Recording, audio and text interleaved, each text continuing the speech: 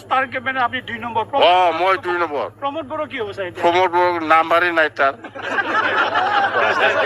এটা কিমান বেকফুটত যোৱা বুলি ভাবে আজিৰ তাৰিখত প্ৰমোদ বড়ো কিমান বেকফুটত গৈছে বুলি ভাবে আপুনি? প্ৰমোদ বড়ো 0। প্ৰমোদ বড়ো 0। ইয়াৰ কথা সুধি লাভ নাই। বিজেপি কি বুলি বিজেপি কিন্তু আজিৰ দিনত আমি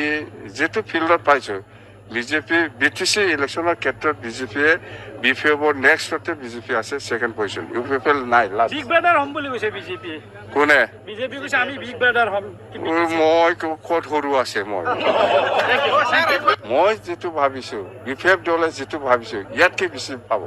কিমান মান তথাপি কিমান এইটো মই নকম কোৱাটো দিগদাৰ হয় মুকলিভাৱে সমৰ্থন জনাইছে ইউপিএফএলক কি কয় এফসি ইউপিএফএল একে বস্তু এইবিলাক কি নতুন কথা মোৰ কাৰণে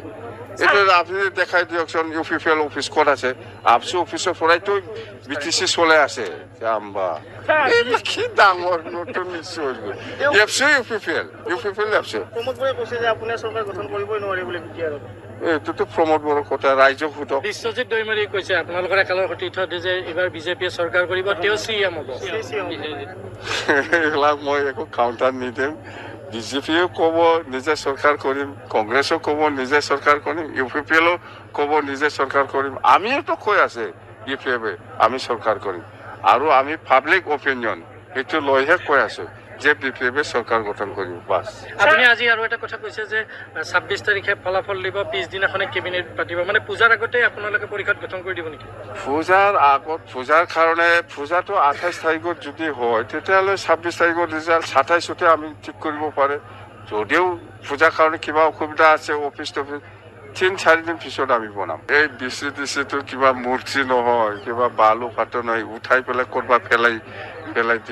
পেলাই দিয়া বস্তু এটা চিষ্টেম ময়োতো ক'ব পাৰে এইবাৰ চৰকাৰ আহিলে মই পঞ্চায়তটো উঠাই দিম এইটো পঞ্চায়তটো উঠাব পাৰে আপুনি এইবিলাক নোহোৱা এইবিলাক ৰাজনীতিত ক'ব পাৰে চব কথা এইবিলাক কি ডাঙৰ এজন মুখ্যমন্ত্ৰীয়ে কৈছে এটা সাংবিধানিক পদ বিচিডিচি প্ৰতিখন শিডিউল এৰিয়াতে বিচিডিচি আছে তাত গতিকে এনেকুৱা কথাবিলাক কৈ পেলাই মানে ৰাজ্যক বিভ্ৰান্ত কৰিছে নেকি নাই একো নহয় এইবিলাক নিজকে জিকাবৰ কাৰণে বিজেপিৰ কথা ক'ব কথা সেইটোৱে কংগ্ৰেছৰ নিয়মবাদী মানে নিজকে জিকাবৰ কাৰণে বহুত কথা প্ৰচাৰ কৰিব ইউপিএফএলো কৰিছে বিজেপিও কৰিছে কংগ্ৰেছো কৰিছে